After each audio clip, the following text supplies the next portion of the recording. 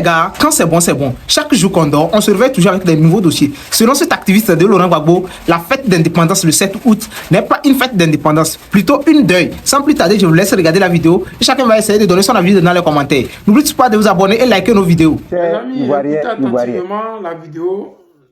C'est votre frère, camarade, l'éternel leader, fondateur du mouvement progressiste de Côte d'Ivoire, le MPCI légal, qui s'adresse à vous à la veille de la fête de l'indépendance. Moi, j'aurais plutôt appelé la fête de dépendance de la rébellion.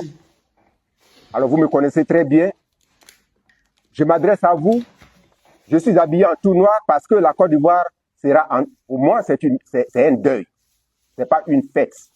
Parce que tous ceux qui vont venir défiler, ce sont eux qui ont endeuillé la République de la Côte d'Ivoire avec le sigle MPCI de Nagone Bidoua Augustin, secrétaire général, leader, fondateur du MPCI légal, qui traduit le président, son Excellence Alassane Dramane Ouattara, devant la CPI. Les voici, nous voici avec Alassane Dramane Ouattara. Et vous avez ici ce que j'ai fait à la CPI. La plainte est recevable. La recevabilité se trouve ici, dans ce document. Alors tout est là. Nagone n'a jamais parlé sans preuve. Alors je crois que le président Alassane Ouattara, son Excellence, lui, il a choisi la vérité et la justice. Et Koudou Gbagbo Laurent a choisi le désordre. Et le PDCI a choisi aussi le désordre. Alors on crée un parti politique conformément à une loi. Et cette loi interdit véritablement la prise de pouvoir par les armes. Et on ne doit pas prendre le pouvoir par les armes. Et le désordre ne doit pas exister. C'est pourquoi, quand j'ai porté plainte, vous savez, si Alassane voulait me tuer, il n'allait pas donner un avocat. Son avocat, c'est Adama Kamara, qui est aujourd'hui le ministre de l'Emploi et du Service social. Alors, cette fête, ça sera conduit, le défilé sera conduit par un général. Et ce général sort d'où? Alors, si nous avons le général qui a servi de base, qui a servi de l'armée, sinon de la rébellion, le départ Chérif Ousmane, il a fallu que Chérif Ousmane tue mes parents. Il a fallu que Chérif Ousmane détruise l'Ouest. Il a fallu que Chérif Ousmane commette des génocides en Côte d'Ivoire. Il a fallu que Chérif Ousmane tue partout avec le sigle MPCI de Nagone Bidoua Augustin pour qu'il soit aujourd'hui général. Est-ce que cela est normal? Et voici où Nagone habite. Pensez-vous que ce lieu-là est fait pour Nagone Bidoua Augustin? Jamais. Alors, ce que je vous demande, c'est que je suis très heureux parce qu'en réalité, les gens qui ne savent pas que le RDR, ce n'est pas Ouattara qui a créé, ce n'est pas le président Alassane Ouattara qui a créé, c'est Koudou Gbagbo Laurent qui a créé avec Denis Kobena, avec les dissidents du les dissidents du RDR et du PDCI RDA, avec Denis Kobena. Et quand on a avancé, le Burkina Faso était la base arrière.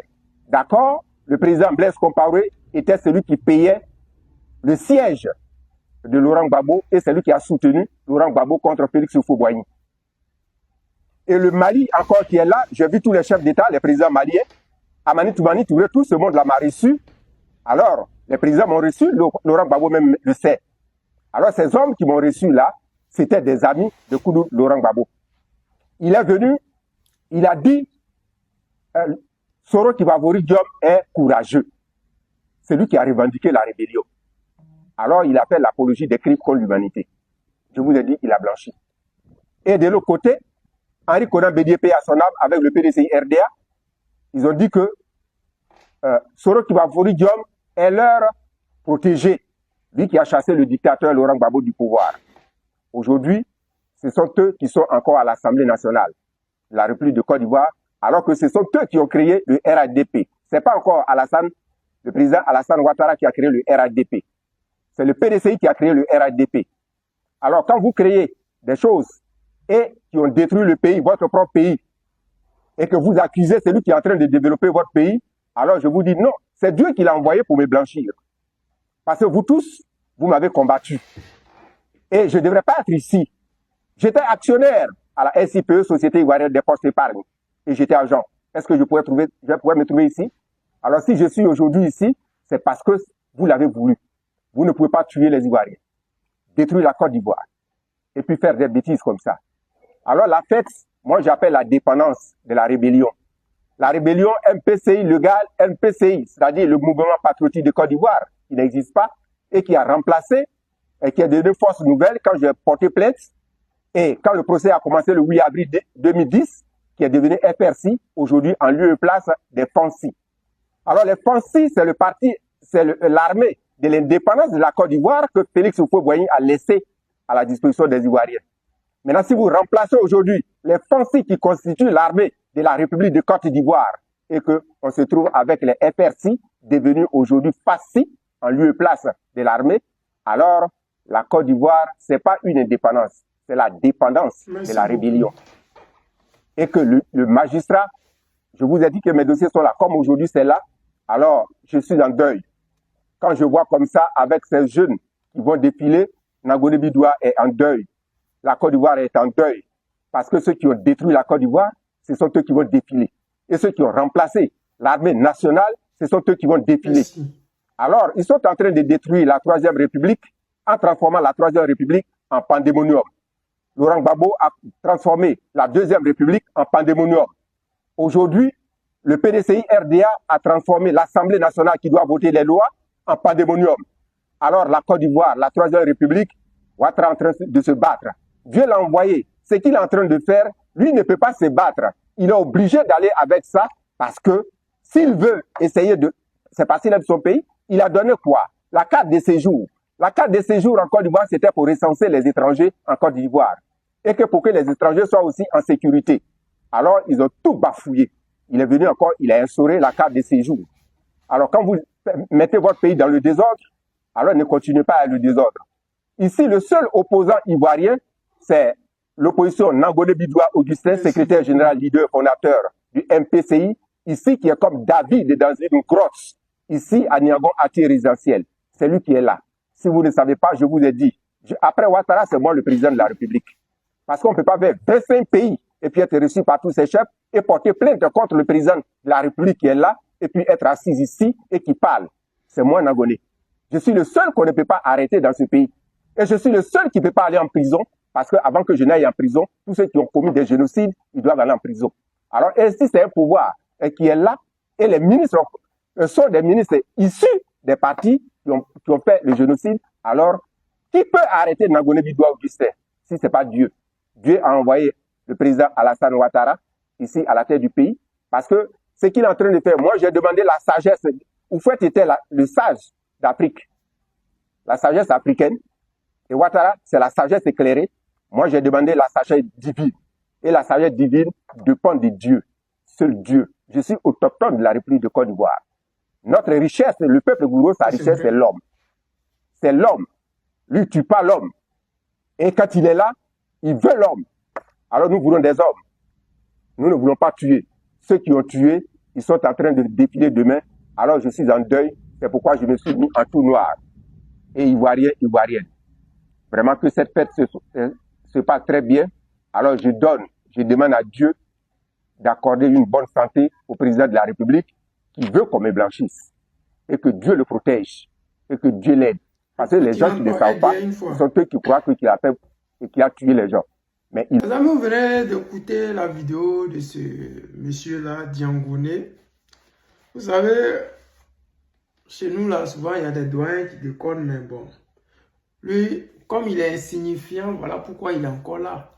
S'il drainait des foules, vous allez voir qu'il y a longtemps, Draman Ouattara l'a mis au Niouf. C'est juste que il essaie d'exister par lui-même. Il fait un effort pour exister. Un sans domicile, il ne peut rien créer. Voilà pourquoi on le tolère. Sinon, ses propos dans un pays où un commentaire peut t'envoyer en prison, tu ne peux pas t'asseoir et dire que Chérif Ousmane, c'est un assaillant, un rebelle. Ce qui est vrai. il ne dit pas des mensonges non plus.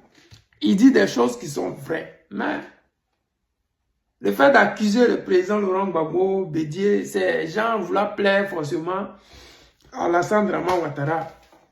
Mais si Alassane Draman Ouattara était vraiment celui que vous dites dans votre vidéo, pourquoi est-ce qu'il ne fait pas arrêter Ousmane Chérif Ousmane, mais Ousmane Chérif, bon, c'est la même chose là, ce Guinéen là.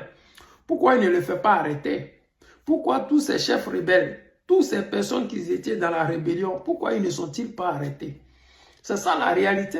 Parce que quand ils ne te sentent pas proche d'une rébellion, je pense que tu devrais nettoyer toutes ces personnes qui devraient faire rappeler aux Ivoiriens la rébellion.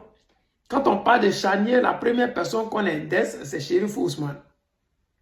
Kone Zakaria, et j'en passe. Ce sont des gens qui ont déjà les Ivoiriens et qui sont là et nous tous on les voit.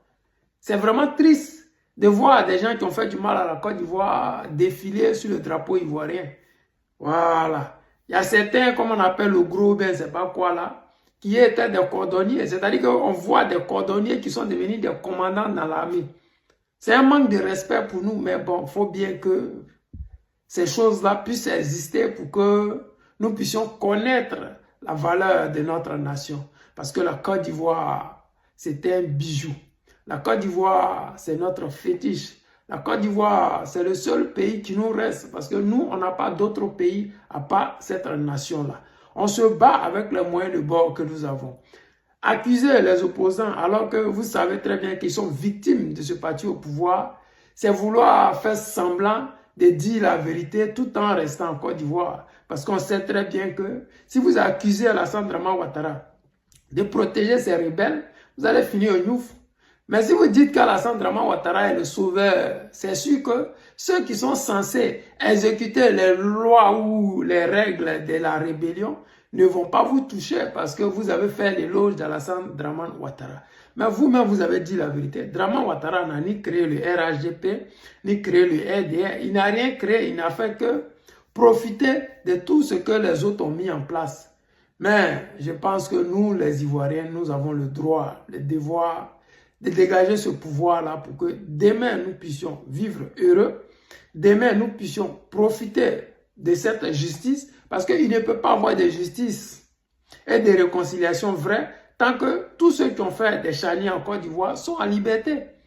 Il ne peut pas avoir de justice sans qu'il n'y ait même un début de procès contre tous ceux qui ont commis des génocides et des charniers en Côte d'Ivoire. Parler de réconciliation sans porter plainte ou sans même que la justice elle-même s'auto-saisisse, il y a un problème. Mais bon, nous, on fait comme si on n'avait rien entendu, rien vu. On va publier la vidéo pour que ceux qui veulent entendre, entendent. Mais sachez une chose, vous qui êtes dans l'armée ivoirienne, qui êtes ivoirien de souche, on vous salue et on vous dit, regardez le peuple ivoirien, ils sont en train de souffrir. Faites votre travail. Chacun doit faire son travail. Nous, on fait le nôtre, faites le vôtre. Les amis, c'était le président Lota, l'ami des dirigeants qui se respectent. Je vous aime et je vous dis à tout à l'heure.